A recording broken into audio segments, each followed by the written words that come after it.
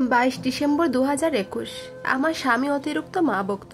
ছেলেরা মা ও তার পরিবারকে ভালোবাসবে, এটা অতি স্বাভাবিক বিষয়, কিন্তু নিজের যাতায়াত আর হাত খরচের জন্য 5,000 মতো রেখে তার আয়ের বাকি টাকাগুলো মায়ের হাতে দেওয়াটা খারাপ লাগতো খুব প্রথম 2 মাস।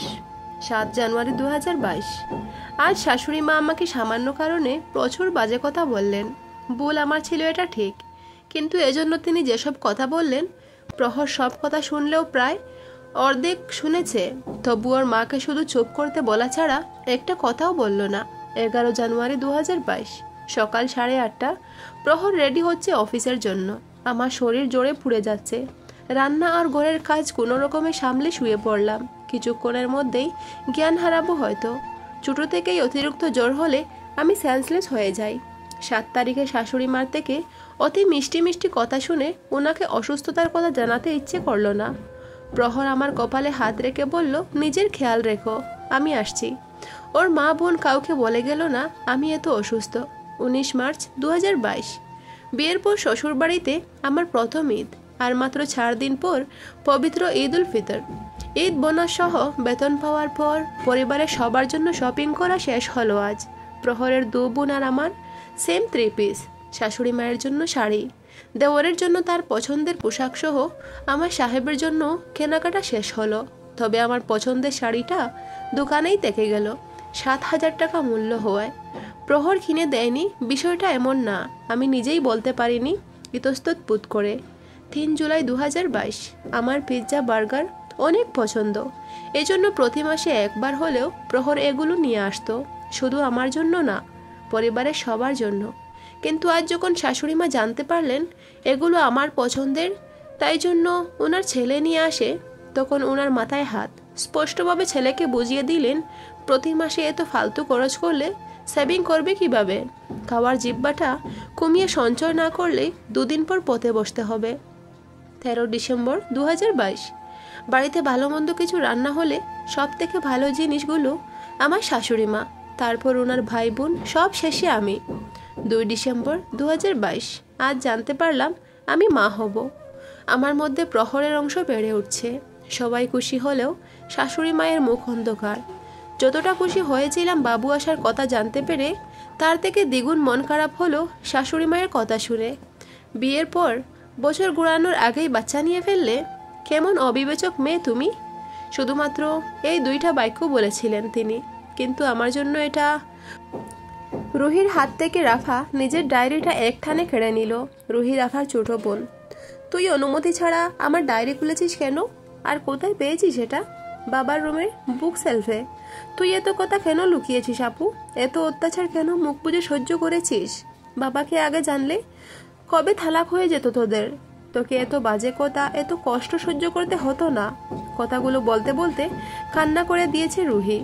রাফা রুহির মুখে তালাকের কথা শুনে ওকে কড়া কিছু কথা শোনাতে যেয়ে ও রুহির কান্না দেখে থেমে গেল। মা মরার পর মেয়ে রাফা, রুহি আর ওদের বাবাই 3 জনের সংসার ছিল। বড় বোন হিসেবে মায়ের মতো ভালোবাসা দিয়ে রুহিকে মানুষ করেছে রাফা। রাফার বিন্দুমাত্র কষ্ট রুহি সহ্য করতে পারে না। রুহির মাথায় হাত বুলিয়ে বলল, শান্ত হ। এতদিন তুই কত কষ্ট সহ্য করেছিস। নাক টানতে টানতে বলল রুহি, তুই যেমন ভাবছিস তেমন কিছু না। তবে কেমন কি তুই বল আমাকে। ডায়েরিটা তো পুরোপুরি পড়তে দিলি না আমাকে।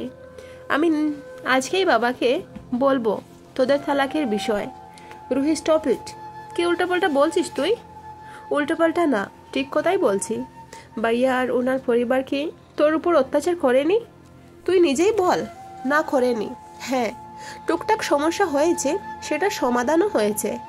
আর এমন সমস্যা সব সংসারে হয়। ভাইয়া যে তোকে অবহেলা করে তার বেলা? তোর ভাইয়া আমাকে কোনোদিন অবহেলা করেনি। তুই গল্পের এক পিঠ পড়েছিস, অন্য দিকটা তোর অজানা। বলো, আমি একটু জেনে দণ্ড করি নিজেকে। আমার অজানা দিকটা? আমার সর্বপ্রথম খারাপ লাগতো সবকিছু শাশুড়ি মায়ের থেকে ছেয়ে নিতে। যদিও তোর ভাইয়া বলেছিল তার মাকে যা যা দরকার তোমার 3 মেয়ের জন্য তা তুমি ওদের সাথে করে কিনে নিও আম্মা। আমার আম্মার উপর সম্পূর্ণ ভরসা আছে আমার। তিনি কখনো আপন মেয়ে আর নতুন মেয়েকে আলাদা চোখে দেখবে না, তাই না আম্মা?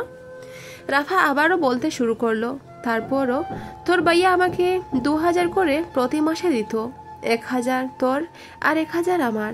একদিন শাশুড়ি মা আমার সাথে অকারণে খারাপ ব্যবহার করার পর তোর ভাইয়া ওর মাকে কি বলেছে জানি না, কিন্তু আমার সাথে তিনি আর কোনোদিন ওই ঘটনার পুনরাবৃত্তি ঘটায়নি। তোমাকে অসুস্থতা অবস্থায় একা রেখে অফিস চলে গেল কাউকে কিছু না বলে, এটা কি ঠিক? প্রহর সেদিন অফিস যায়নি। শুধু সেদিন না, পরপর 5 দিন ছুটি নিয়েছিল।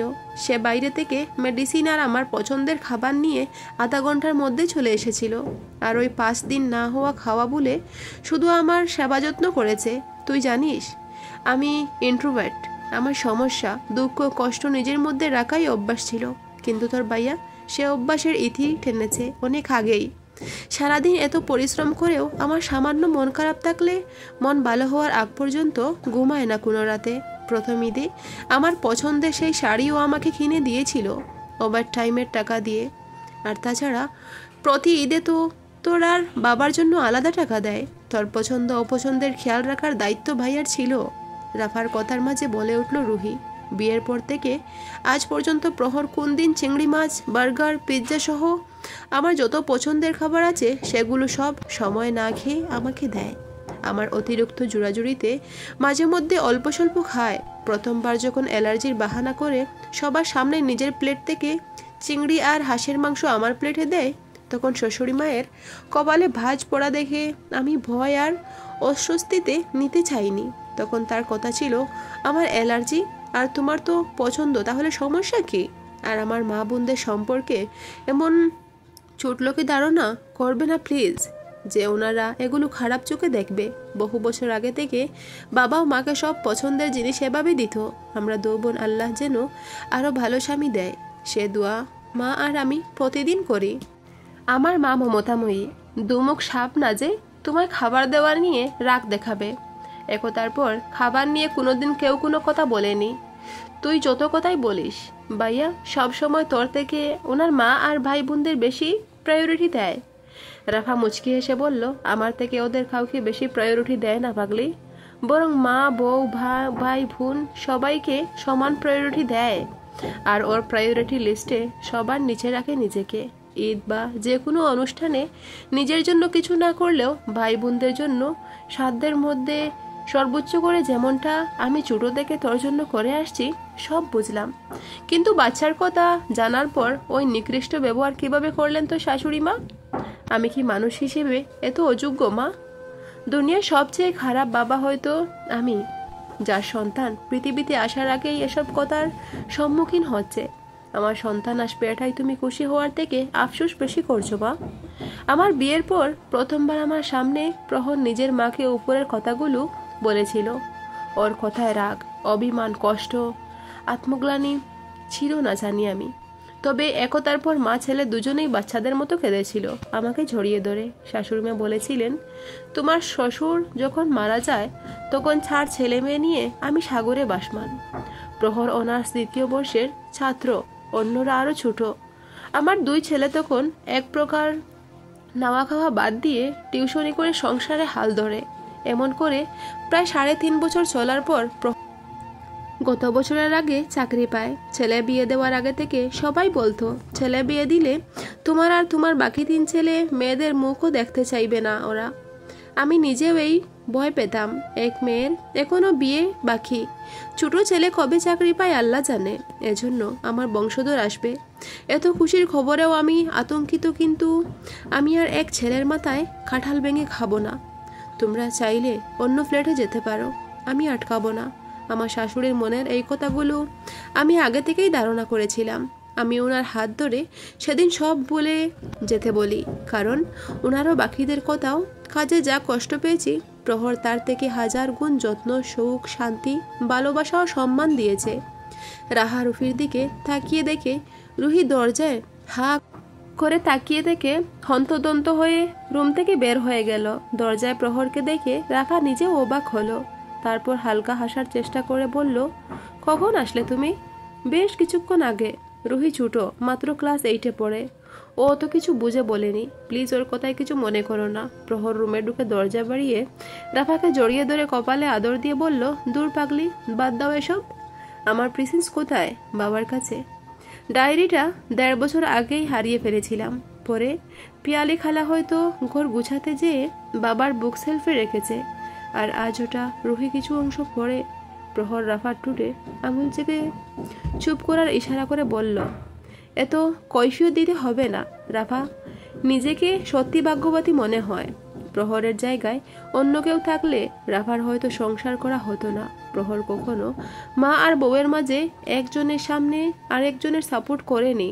মা বোন বা বউ কেউ কারোর বিরুদ্ধে উস্কাক্ষিমূলক মন্তব্য করার সুযোগ দেয়নি। তারপরও আমি বা শাশুড়ি মা কিছু বলতে গেলে একা ঠান্ডা মাথায় ধৈর্য নিয়ে নিজের ভুলটা শুধরে দিয়েছে। সে কখনো বউ শাশুড়ির মধ্যে যায়নি, তবুও সে দুজনের মাঝে সব সময় মা আর স্ত্রীর ডাল হয়েছিল, যার জন্য পরিবারটা আজও সুখী পরিবারের তালিকায়। গল্পটা এখানেই শেষ করলাম। ভালো লাগলে চ্যানেলটা সাবস্ক্রাইব করে পাশে থেকো। ধন্যবাদ বন্ধু।